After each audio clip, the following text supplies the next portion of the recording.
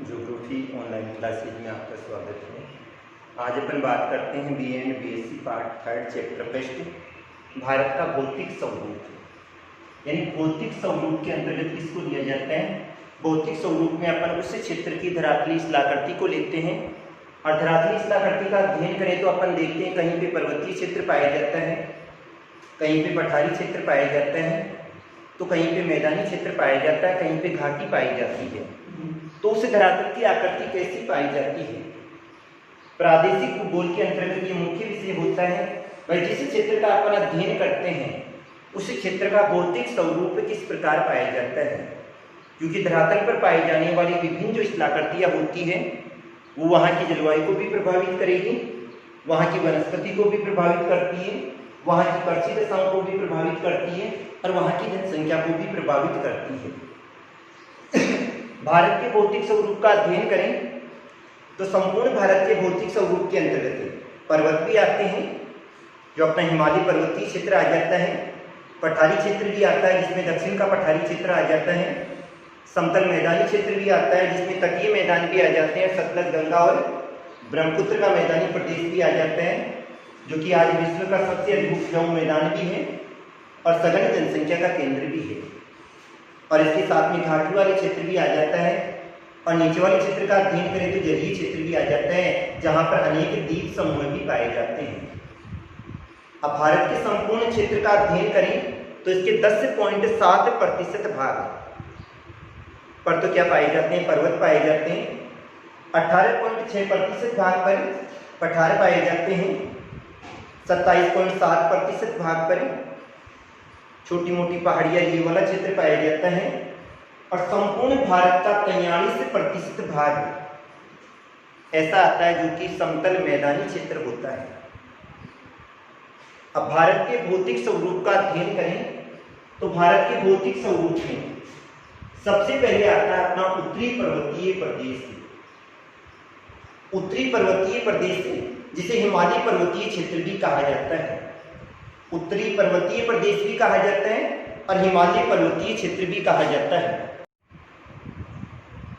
अब सबसे पहले बात करते हैं अपन उत्तरी पर्वतीय प्रदेश से। उत्तरी पर्वतीय प्रदेश का अध्ययन करें तो उत्तरी पर्वतीय प्रदेश से जो कि कहाँ से प्रारंभ होता है? मरकान तट पर ग्वाडकर से प्रारंभ होता है और पूर्वी क्षेत्र का अध्ययन करें तो मीजो पहाड़ियों तक फैला हुआ है। मीजो पहाड़ी वाले क्षेत्र का अध्ययन करें अर्थात भारत का जो ऊपरी भाग आता है, भारत का जो ऊपरी भाग आ जाएगा, ये वाला जो क्षेत्र आता है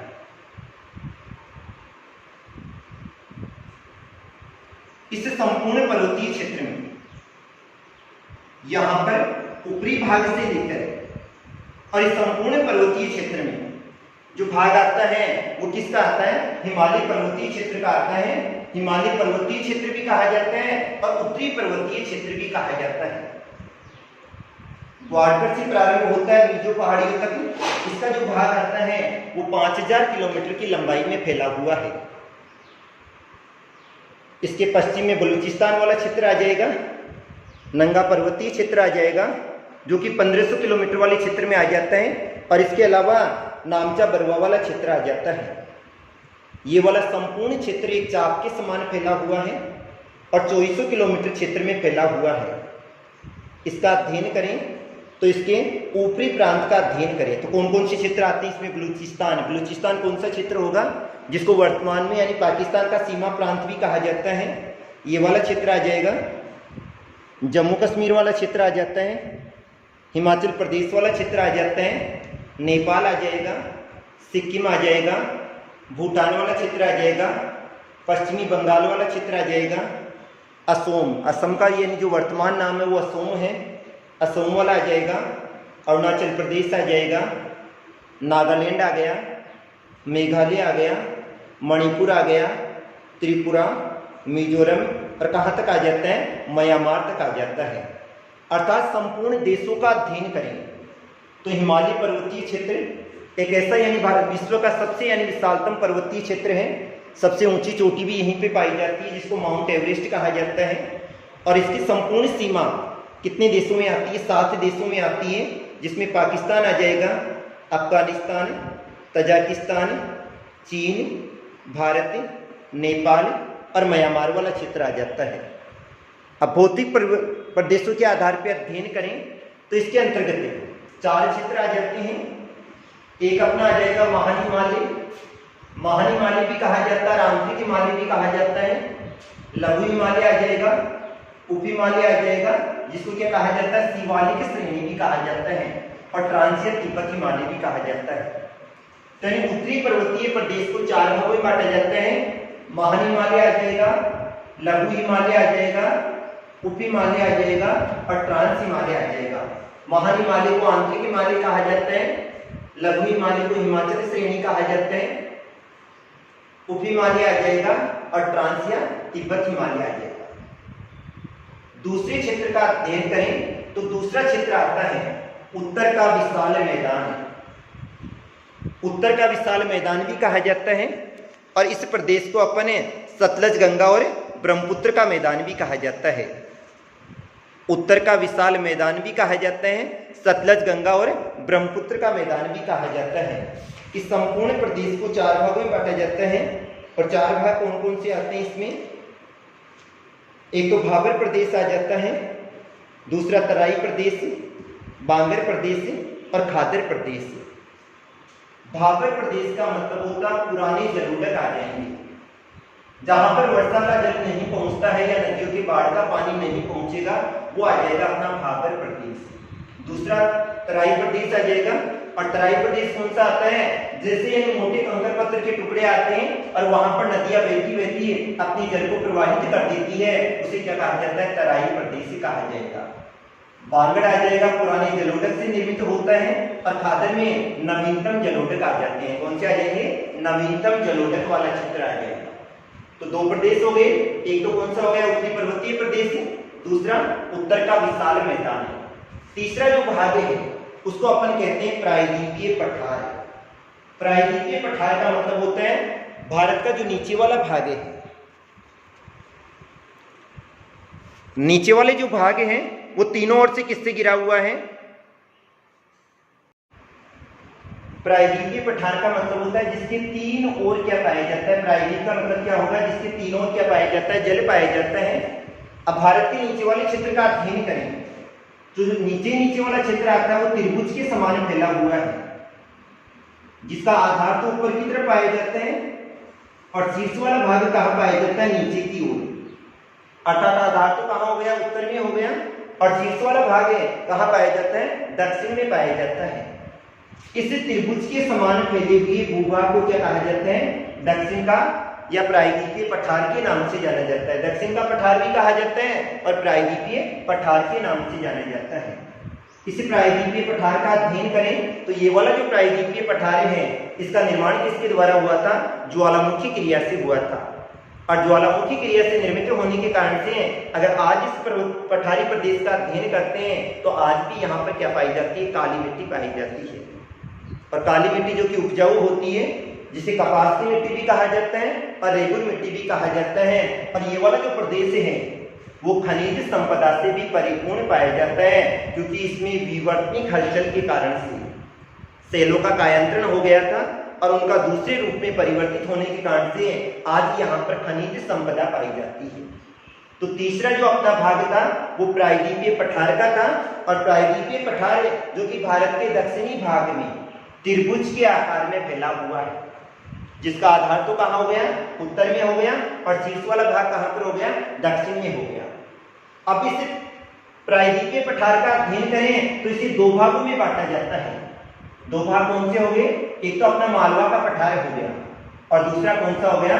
दक्कन का पठार हो गया। दक्कन का पठार भी कहा जाता है और लावा पठार भी कहा जाता है। तो 2 भाग हो गए, एक कौन सा हो गया? मालवा का पठार हो गया, और दूसरा कौन सा हो गया? दक्कन का पठार हो गया।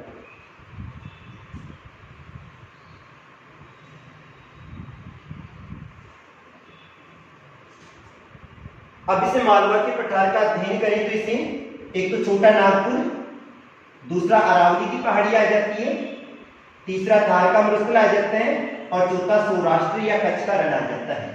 4 भागों में बांटा जाता है। एक छोटा नागपुर का पठार, दूसरा अरावली की पहाड़ी आ जाती है, तीसरा थार का मरुस्थलीय क्षेत्र आ जाता है और चौथा सौराष्ट्र या कच्छ का रण आ जाता है।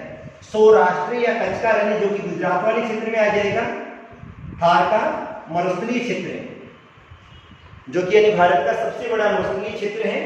तापमान की अधिकता के कारण से यहाँ पर मरुस्थलीय रेखाएं पाई जाती है और यानी भारत के कौन से भाग में आ जाएगा, पश्चिमी भाग में आ जाएगा, जिसका अधिकांश भाग भारत में आता है और थोड़ा बहुत भाग कौन से में आ जाता है, पाकिस्तान में आ जाता है। भारत में भी अध्ययन करें तो ये सर्वाधिक कौन से क्षेत्र में आता है, राजस्थान वाले क्षेत्र में आता है। तीसरा आ जाता है अरावली की पहाड़ियां। अरावली की जो पहाड़ियां हैं वो कहां से प्रारंभ होती है, गुजरात के खेड़ब्रह्मा से प्रारंभ होती है और दिल्ली की जो रायलसीन है, हिल है, वहां तक ये वाली जाती है और राजस्थान की सबसे ऊंची चोटी है जो गुरु शिखर है वो भी कहां पर पाई जाती है, अरावली की पहाड़ियों में ही पाई जाती है। इसके बाद भी छोटा नागपुर का पठारी क्षेत्र आ जाता है। इधर वाले भाग का अध्ययन करें, दक्कन का लावा पठार, तो इसके अंतर्गत कौन कौन से क्षेत्र आते हैं, एक तो लावा का पठार आ जाता है, मैसूर या कर्नाटक का पठार आ जाता है, छत्तीसगढ़ निम्न भूमि आ जाती है जो कि छत्तीसगढ़ गृहजात पहाड़ी वाला जो निम्न भूमि वाला क्षेत्र आ जाता है वो इसके अंतर्गत आ जाएगा। दंडकारण्य पठारी प्रदेश आ जाता है और नीचे वाले क्षेत्र में देखते हैं अपने भाई इसके दो भाग हो जाते हैं, ये भाग तो पूर्वी हो गया और ये वाला भाग कौन सा हो गया, पश्चिमी हो गया। तो इधर वाले भाग में तो कौन सा हो जाएगा, पश्चिमी घाट, और इधर वाले भाग में कौन सा हो जाएगा, पूर्वी घाट।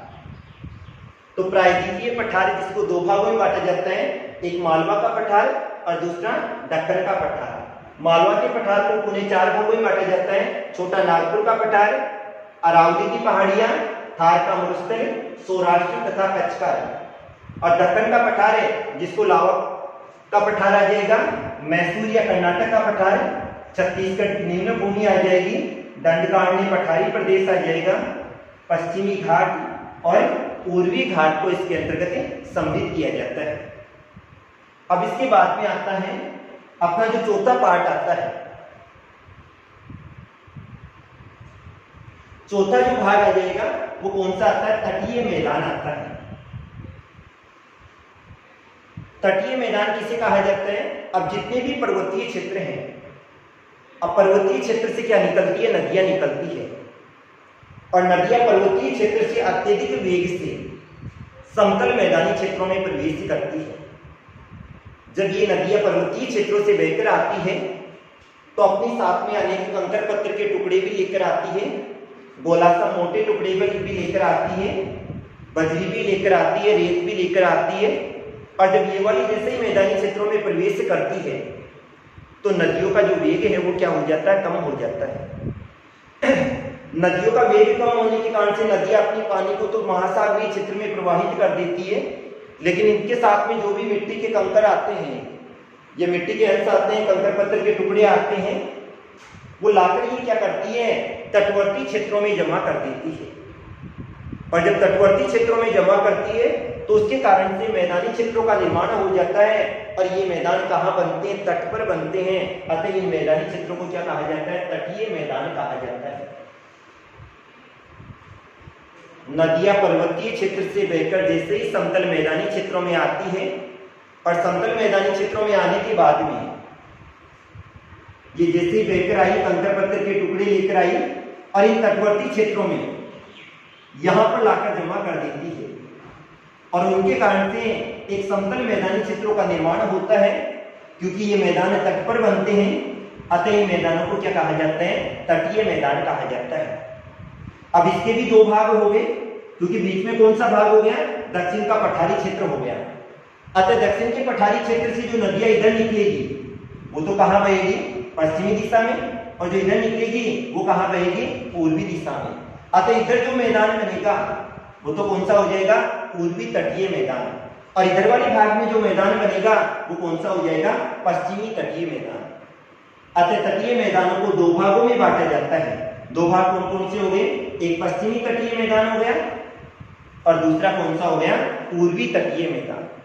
एक पश्चिमी तटीय मैदान है और दूसरा कौन सा हो गया, पूर्वी तटीय मैदान। अब पश्चिमी जो तटीय मैदान है उनको अलग अलग भागों में बांटा जाता है। एक गुजरात का मैदान आ जाता है, दूसरा कोंकण का तटीय मैदान आ जाएगा, तीसरा कर्नाटक या मैसूर का तटीय मैदान, और चौथा मालाबार का तटीय मैदान। पश्चिमी तटीय मैदान जो कि कहां से प्रारंभ होगी, इधर वाले भाग में, क्रमबद्ध है ये वाले नाम।